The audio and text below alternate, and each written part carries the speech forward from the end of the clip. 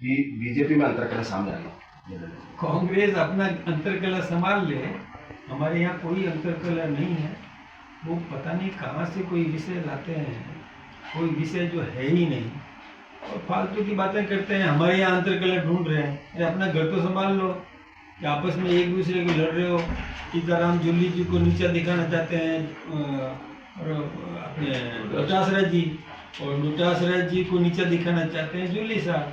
अब डोटासरा जी सदन में कैसी अमर्यादित उन्होंने व्यवहार किया और अभी तक वो विधानसभा के अंदर जा नहीं पाए शर्म के मारे। पहले अपना घर संभाले, उसके बाद दूसरों पे बात करें। हमारे यहाँ सब कुछ व्यवस्थित है, सब कुछ ढंग से काम हो रहा है, विकास हो रहे हैं क्षेत्र में और हमारा नेतृत्व भी प्रशंसा कर रहा है। सब कुछ व्यवस्थित है हमारे, कहीं गड़बड़ नहीं है। अच्छा, टीकाराम जूली और डोटासरा कह रहे हैं कि बीजेपी में सरकार में हमारी ज़्यादा चल रही है बाकी नेताओं से और मंत्रियों से। अब उनकी ज़्यादा चल रही है तो उनको तो खुश होना चाहिए ना। तब तो ये बोलो हमारा कितना पारदर्शिता सब तरीके से सही तरीके से हमारी सत्ता है। देखिए हमारे यहाँ ऐसा नहीं है, हम व्यवस्थित रूप से विकास के काम होने चाहिए। केवल मेरे कहने से ही नहीं होना चाहिए, सबके कहने से भी होना चाहिए। अच्छा काम है तो सब काम करें। ये हमारे अधिकारियों को हमने बिल्कुल व्यवस्थित रूप से छूट दे रखी है कि अच्छे काम हो, जनहित के काम हो, करें। इसके लिए तो उनको धन्यवाद देना चाहिए हमारी सरकार को। सीज फायर को लेकर फिर सवाल उठाया। कांग्रेस के राष्ट्रीय अध्यक्ष ने तो कहा है कि संसद का सत्र बुलाया जाना चाहिए और इधर कांग्रेस जो स्थानीय नेता हैं उनका कहना है कि संविधान की हत्या कर रही है और जो सीज फायर है वो ट्रंप फिर कह चुके हैं, जबकि पीएम मोदी ने कहा था कि हम दखल स्वीकार नहीं करते। तो 140 करोड़ जनता को भ्रम में डाल दिया सरकार। ट्रंप ने भी बहुत स्पष्ट रूप से कहा है कि मेरी कोई मध्यस्थता नहीं है, न मैंने कोई ऐसा कोई सुझाव दिया है, न मैंने कोई पंचायती की है।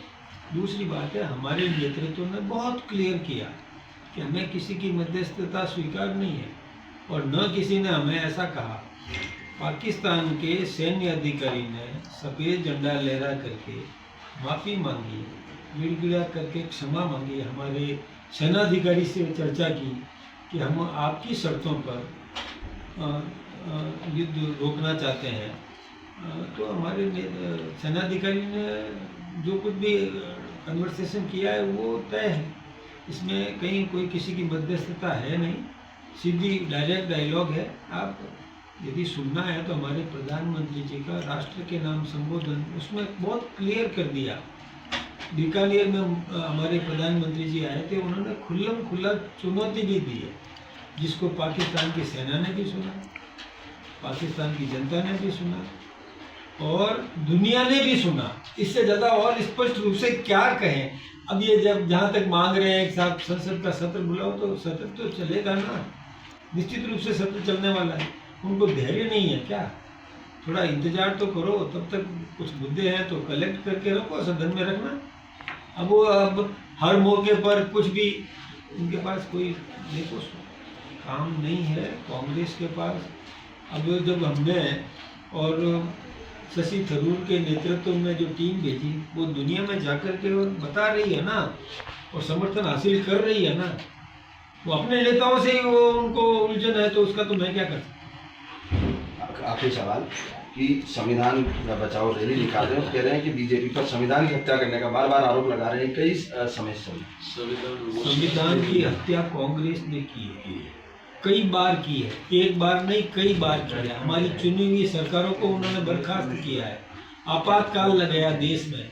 संविधान की हत्या तो उन्होंने की है, निर्दोष लोगों को केवल भारत माता की जय बोलने पर गिरफ्तार करके जेलों में बंद किया है। संविधान की हत्या उन्होंने की है और हमें संविधान का पाठ पढ़ा रहे हैं। हम संविधान के रक्षक हैं, हमारे प्रधानमंत्री जी ने भी पूरा सम्मान दिया है संविधान को।